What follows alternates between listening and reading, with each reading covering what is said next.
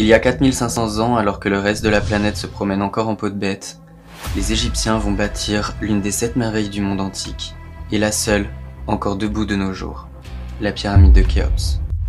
Un édifice aux proportions parfaites, de 147 mètres de hauteur, aligné avec les étoiles, une base de la taille de 6 terrains de foot, un savoir mathématique moderne, une technique de construction moderne, le tout en seulement 20 ans, avec ceci.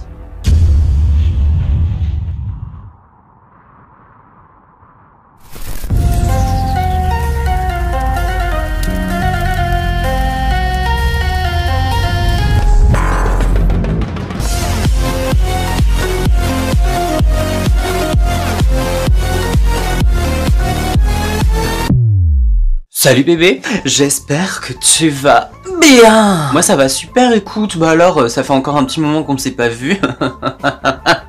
Moi je suis encore malade, j'en ai marre. Mais je reviens avec un sujet de vidéo des plus controversés, on va pas se mytho. Entre les théories extraterrestres, les théories sur les Atlantes qui seraient venus, une civilisation perdue qui était là avant les Égyptiens, on n'y comprend plus rien. Bien évidemment comme d'hab, avant de commencer, n'hésite pas à t'abonner en cliquant sur le bouton qui ressemble à ceci et qui est en fait en dessous de la vidéo, et active la cloche de notification pour avoir une notification à chaque nouvelle vidéo. Ok, let's go.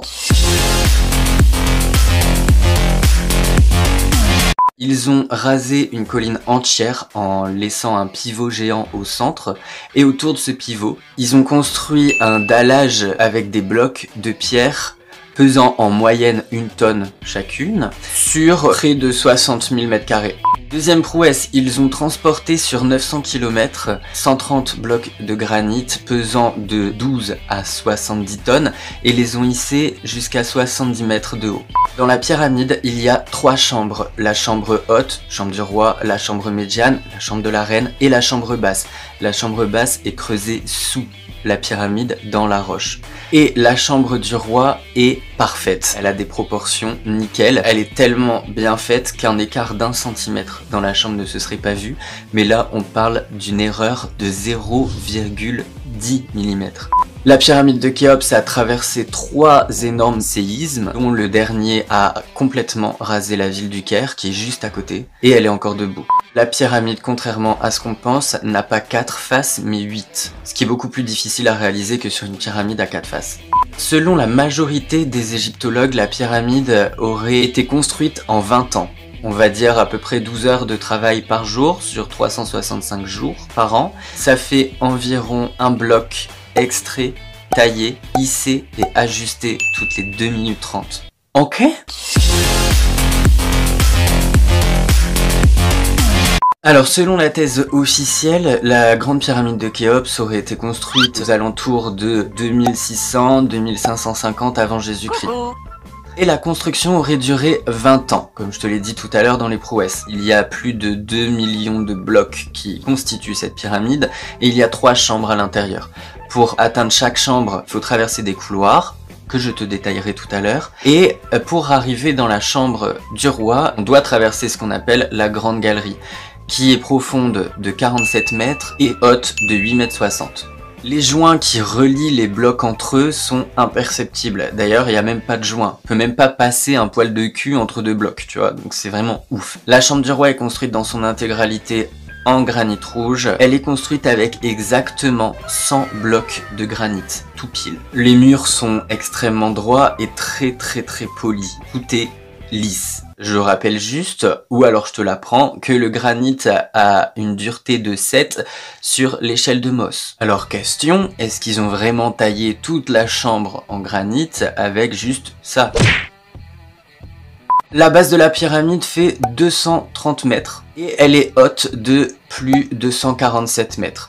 Qui fait à peu près la taille d'un immeuble de 48 étages. Les 8 faces sont visibles uniquement 2 fois par an pendant les équinoxes. Tu te doutes bien que les 3/4 des égyptologues pensent que c'est une coïncidence. Trop de coïncidence tue la coïncidence. À l'origine, la pyramide était recouverte de blocs de calcaire blanc et le pyramidion, donc c'est la toute petite pyramide qui est tout en haut de la pyramide, était lui recouvert d'or. Sauf que le revêtement de la pyramide s'est effondré, sûrement dû à un séisme. Les blocs de granit qui venaient de 900 km là, dans une carrière, bref, eh ben ils les auraient transportés soi-disant en bateau. Juste le poids des blocs variait entre 12 et 70 tonnes, ce qui est un peu compliqué à transporter en bateau à l'époque, je parle, parce que là, au 21e siècle, il n'y a pas si longtemps que ça, je ne sais plus exactement à quelle date, mais il y a une émission de télé qui s'appelle la BBS, qui avait essayé, avec une équipe d'archéologues, de reconstruire fidèlement une pyramide à plus petite échelle. Ils avaient extrait des blocs de pierre qu'ils avaient transportés par bateau qui était une réplique des bateaux que les Égyptiens auraient utilisés pour la construction de la pyramide. Ils ont pris un bloc de 3 tonnes, qu'ils ont quand même galéré à ramener déjà jusqu'au bateau. Quand ils l'ont foutu sur le bateau a failli couler, donc ils ont dû enlever 1 tonne, et même avec un bloc de 2 tonnes, le bateau manquait de chavirer à tout moment. Pour la petite anecdote aussi, ils ont mis plus de 10 heures à monter un bloc de 2 tonnes sur 1,50 m de hauteur. La pyramide n'a jamais été finie et elle s'est effondrée peu de temps après. Mais ça, bien sûr, la télé américaine n'en a pas parlé. Ils ont présenté ça comme un triomphe, alors que non. Maintenant qu'on a parlé des théories officielles des égyptologues et archéologues, partons sur des théories et des thèses un peu moins cartésiennes que celles des égyptologues qui ont l'habitude de dire « on sait que c'est possible de le faire parce que c'est là ».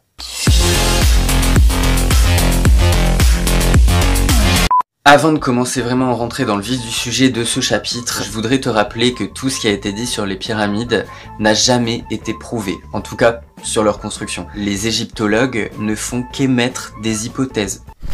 Les premiers écrits qu'on a sur l'Égypte antique datent d'environ 680 avant Jésus-Christ. Tu vois, il y a un moment de flottement en fait. Les écrits en plus qu'on a, c'est juste grâce aussi aux Romains qui écrivaient sur les Égyptiens. En fait, on a réussi à ce moment-là à relier leurs histoires communes. Mais avant, on sait pas, ça flotte. Alors pourquoi la pyramide de Khéops aurait été construite en 20 ans? Pourquoi on s'accroche à cette durée? Parce que si la durée de construction dépassait le temps de règne de Khéops, ça ne pourrait plus être son tombeau.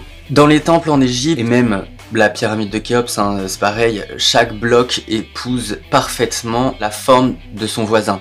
Et dans les temples, les blocs ont tous une forme un peu étrange. Et dans les couloirs et aussi au-dessus des portes, la forme des blocs se répète en miroir. Donc l'hypothèse des égyptologues sur le fait qu'ils ont taillé les blocs de cette façon-là par souci d'économie est un peu tirée par les cheveux, je pense. Les bâtisseurs ont volontairement compliqué la construction de la pyramide de Khéops en faisant 8 faces et pas 4. Alors il y a des égyptologues qui diront que oui, c'est une coïncidence, mais c'est impossible qu'elle se soit affaissée parfaitement. Impossible aussi qu'elle se soit affaissée sans que rien ne bouge d'1 centimètre à l'intérieur et que comme par enchantement, elle commence à indiquer les équinoxes. Donc c'est une volonté des bâtisseurs. Dans la pyramide, il y a des preuves mathématiques, dans les mesures et tout ça, que les bâtisseurs auraient utilisé pi, le nombre d'or, le mètre, pour construire la pyramide, et que certains chiffres indiqueraient aussi la vitesse de la lumière. Alors de là, on peut se demander, est-ce que la pyramide ne serait pas un message? Et c'est là on va rentrer dans le vif du sujet des extraterrestres.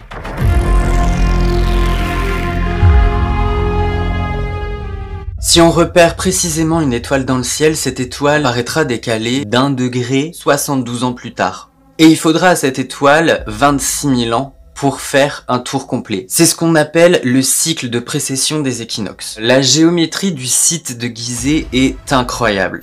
Bon, bébé, j'ai eu un petit imprévu, puisqu'il fait noir, déjà. Donc le reste de la vidéo, on va le faire avec cet éclairage. De toute façon, clairement, on s'en bat les couilles. Vous allez être 60 à la regarder cette vidéo, donc on s'en fout. On continue la suite.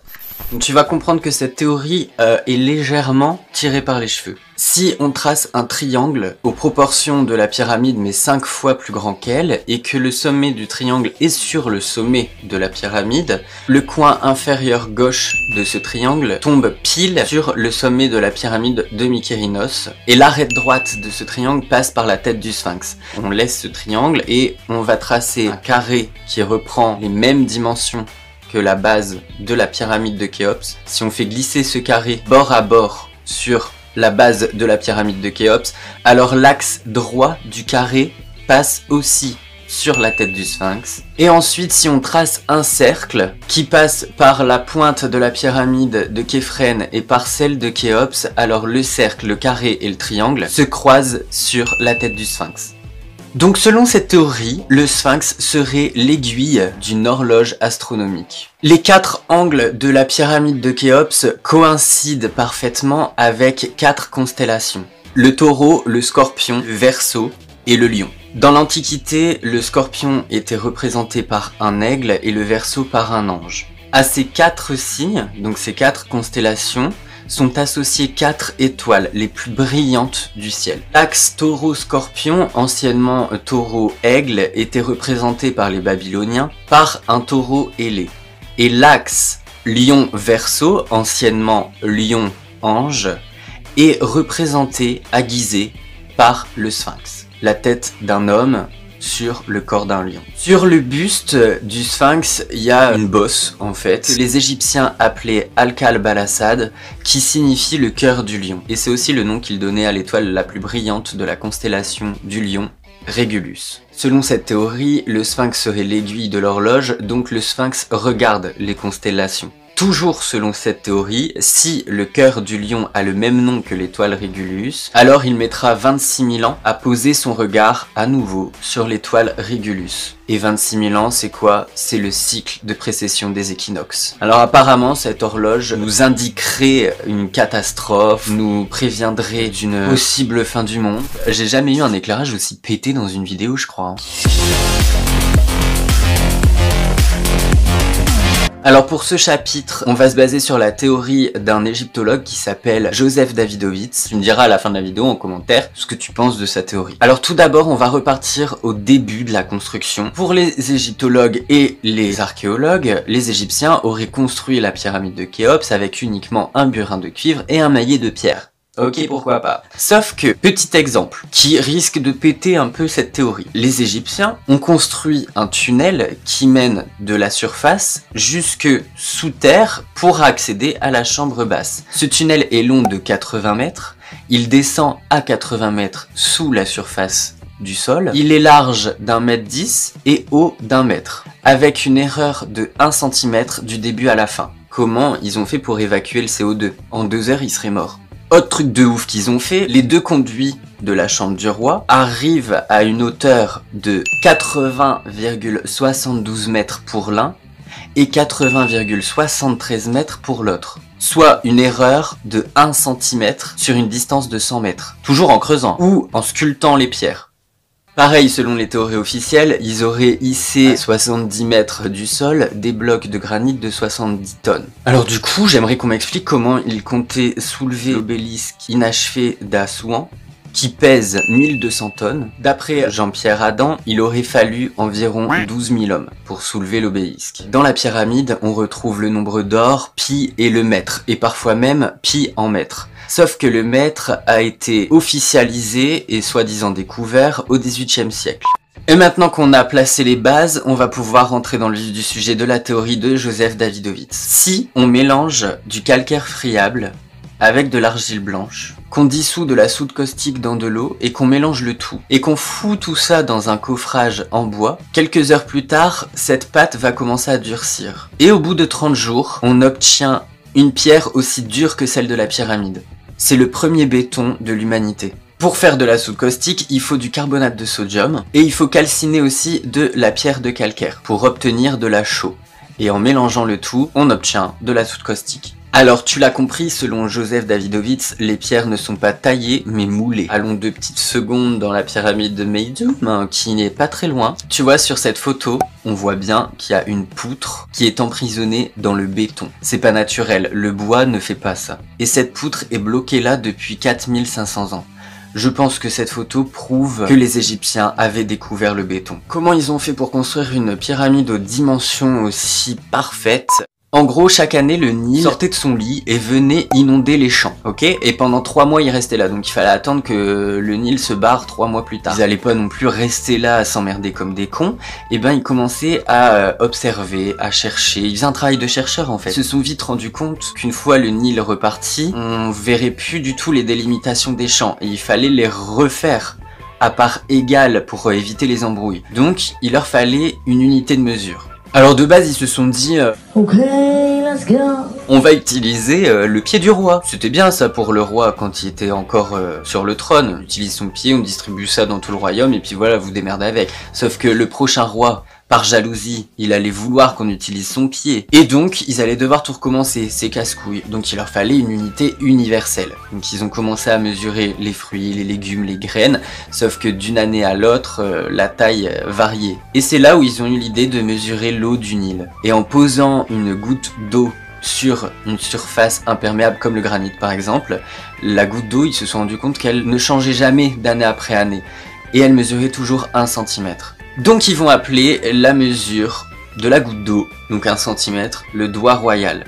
10 cm, donc 10 doigts royaux, va faire une main royale. Et 100 gouttes d'eau, donc 100 cm, le mètre en fait finalement, c'est la jambe royale. Et le maître va les amener aussi à découvrir le kilo, puisque en faisant un cube de 10 cm², on le remplit d'eau, ça fait 1 kg. Du coup, avec tout ça, ils vont réaliser des plans pour faire la pyramide et ils vont aussi réaliser une maquette de la pyramide. Quelques archéologues pensent que la maquette de la pyramide était le pyramidion. Bien sûr, ils vont intégrer toutes leurs découvertes mathématiques dans la pyramide. Imagine un peu le taf, parce que si la pyramide était plus grande ou plus petite de 50 cm, Pi disparaissait de la pyramide. Alors selon Joseph Davidovits, les Égyptiens vont creuser la colline et ils vont creuser un trou profond de 80 mètres. Au bord de ce trou, ils vont creuser 4 cavités qui vont remplir de béton et avec une sorte de toboggan en bois, ils vont faire couler le béton dans la cavité.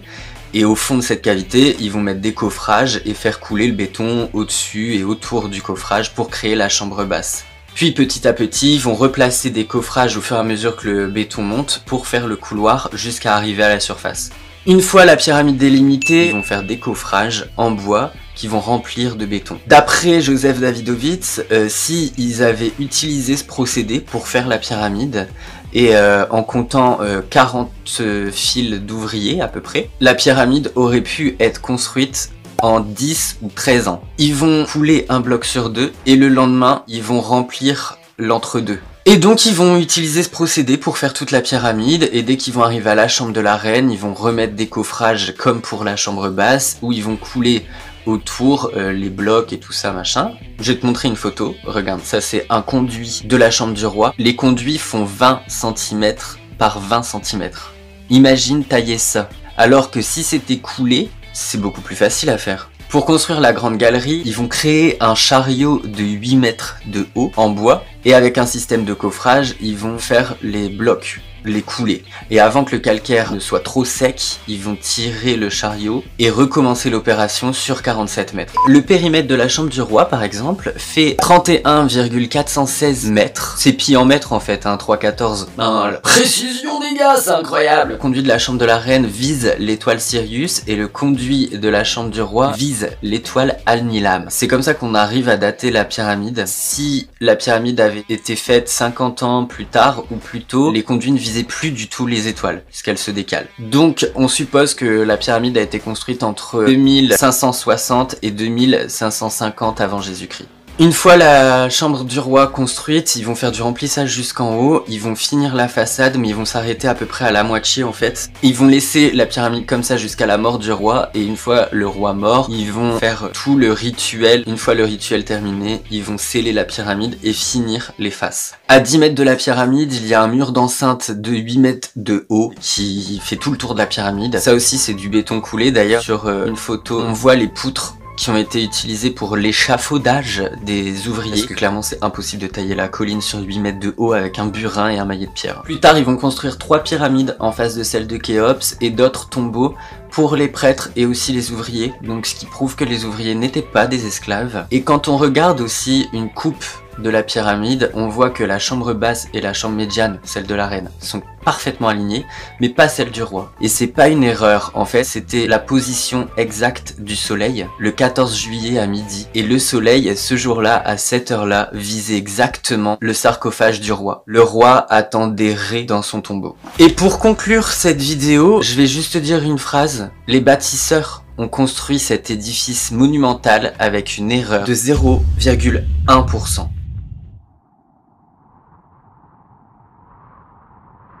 Et voilà bébé, cette vidéo est terminée. Bon, il y a tellement de choses à dire que elle mérite une deuxième vidéo. N'hésite pas à t'abonner en cliquant juste ici. Et là, tu trouveras ma dernière vidéo. Je t'aime énormément et c'est... Ciao!